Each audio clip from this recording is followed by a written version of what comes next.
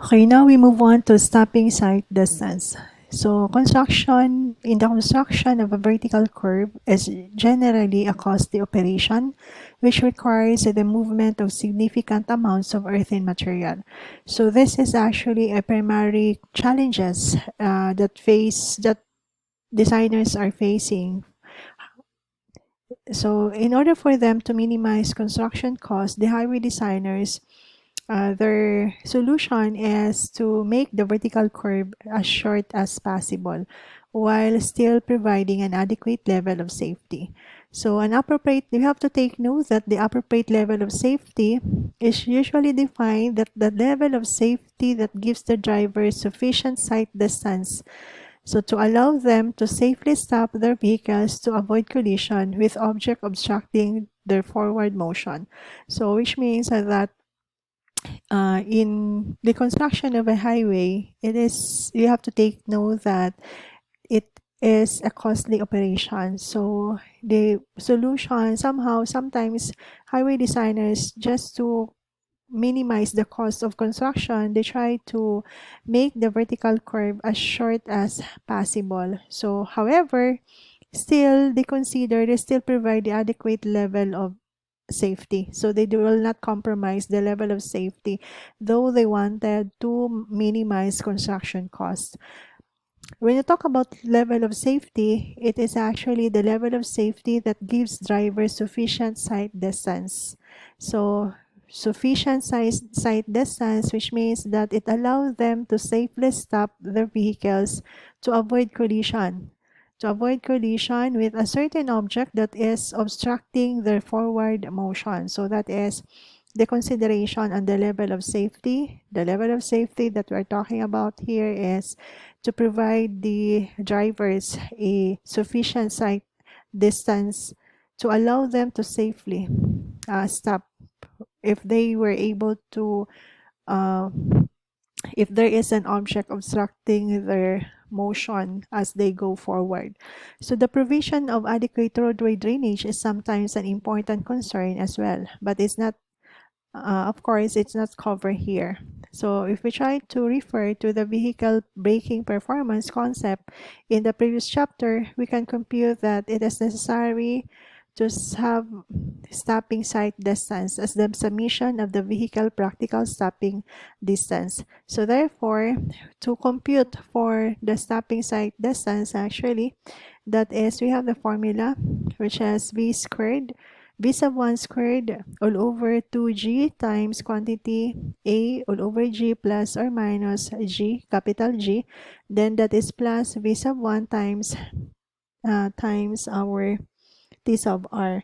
So we have to take note that our SSD, our variable SSD refers to the stopping sight distance. Our v sub 1 is the initial vehicle speed. Our g is the gravitational constant, which has 32.2. And our small letter A is deceleration rate. And our capital letter G is roadway grade, which is positive for uphill and negative for downhill, which is in percent over 100. And our T sub R, that is the perception or the reaction time, which is in second. So the design, we have to take note that the design of the highway is actually defined as the maximum safe speed at which a highway can be negotiated assuming near worst case conditions. So that includes the wet weather conditions. So the application of the previous equation, we assume that our G is equal to 0, which produces the stopping sight distance as presented in this table. So we have here a tabulation showing to us the stopping sight distance for every design speed. So we have the value for the calculated stopping sight distance and the design stopping sight distance. So it is dependent on the design speed that we have to consider. The source here is from the AASHTO or the American Association of State Highway and Transportation Officials. So this next one is we move on to stopping sight distance and crest vertical curve design.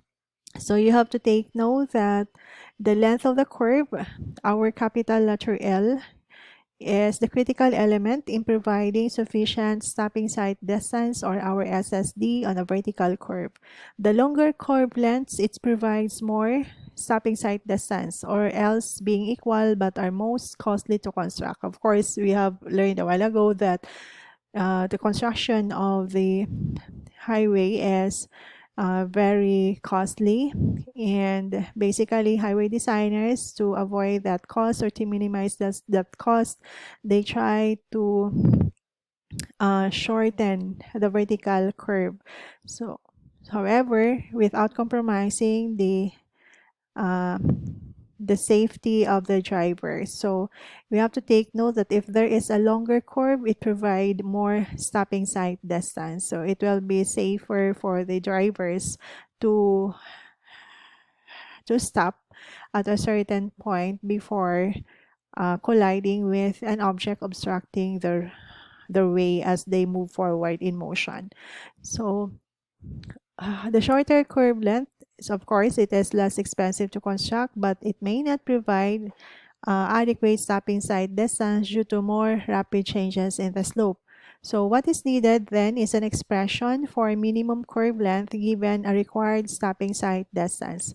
So in the development of the crest and vertical curves are considered separately. So in the case of designing a crest vertical curve, the adequate stopping sight distance as illustrated. So we have to determine the length of the curve for a required sight distance. So we have here our this is the figure showing to us the stopping sight distance consideration for crest vertical curve. So for that one, we have here our formula to be used. We make use of the properties of a parabola for an equal tangent curve, and it shows that for the minimum length required, so the minimum length of the curve, L sub m. So we have here for s which is less than L, so we have the formula a s squared all over 200 times quantity the square root of h of 1 plus the square root of h of 2 raised to the second.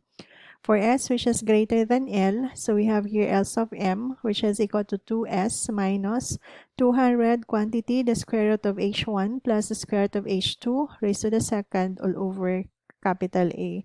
So we have to take note that our L sub m, that is the minimum length of the vertical curve. Our A, of course, is the absolute value in the difference in the grade, which is g sub 1 minus g sub 2, which is expressed, of course, as in percentage. So for us to provide distance required, for the sight distance required to provide adequate stopping sight distance, or SSD, the current AASH2 design guideline use a driver's eye height, H1, which is referred as 3.5 feet, and the roadway object, which has our H of 2 of 2.0 feet.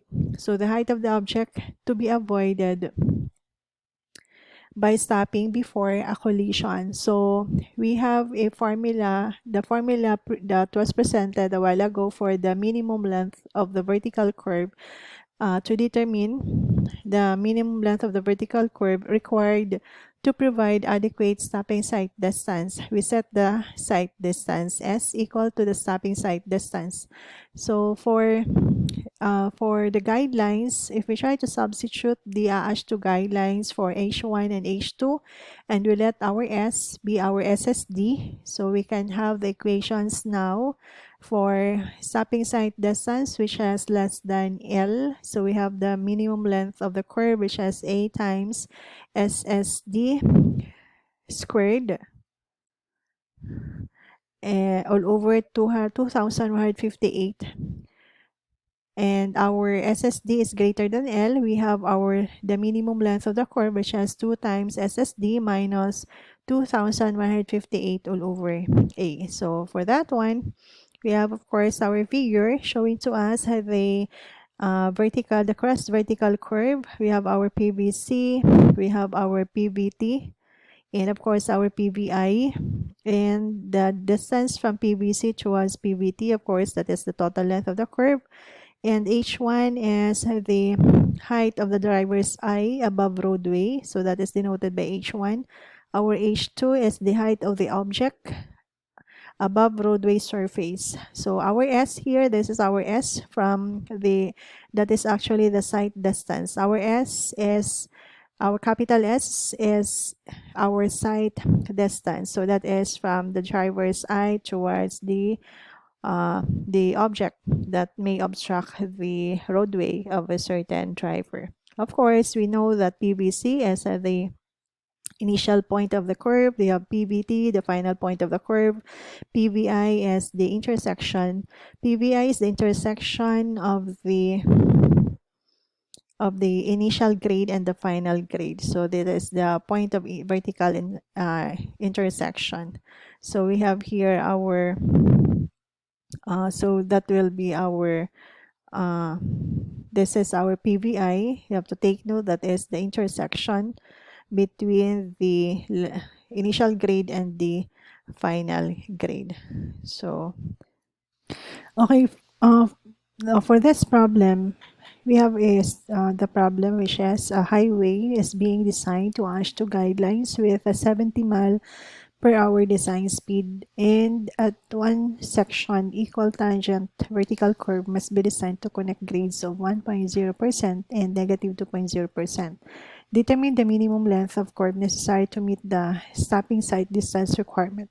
So for this one, if we try to ignore the effect of grades wherein g sub s is equal to 0, so we can have the value of our SSD or stopping sight distance directly from our table 3.1.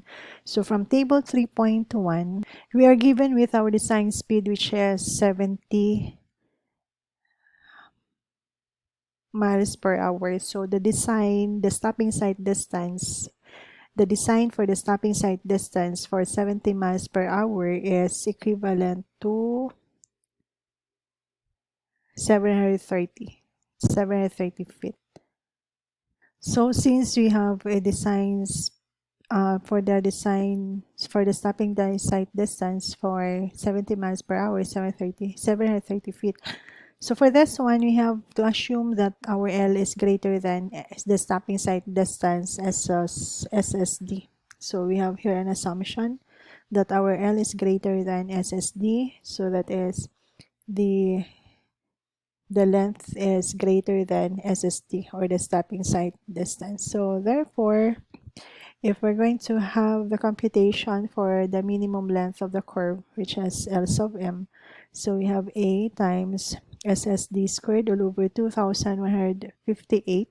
So we simply have to substitute our A, which is actually equal to 1 minus negative 2, that is equal to 3, multiplied to SSD, which is from the tabulation, 730 raised to the second over 2158. So if we try to simplify, we get a value of 740.82 feet.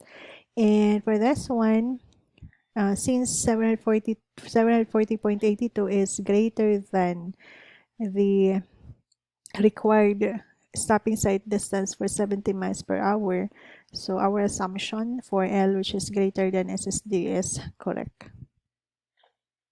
The next example is if the grades in the previous example intersect at section 100 plus 00, determine the stationing of the PVC, PVT, and the curve high point for the minimum curve length based on SSD requirements. So for this one, you have to take note that our 100 plus 00 is PVI. So if we're going to have the PVC station, so this will be, if this will be our curve, so if this is our curve, so basically, so you have here our PVI. This is our PVI, the intersection of the curve. It has an elevation of 100 plus 00. So therefore, at PVC, that will be 100 plus, so, or 100 plus 00 minus, the length here is 741, so divided by 2, so that is 370.5, or that is 3 plus 70.5. So it gives us the station at PVC. So the station at PVT, that will be 100 plus, this will be L all over 2, so that will be equal to 100 plus 70.3. And if you're going to have now the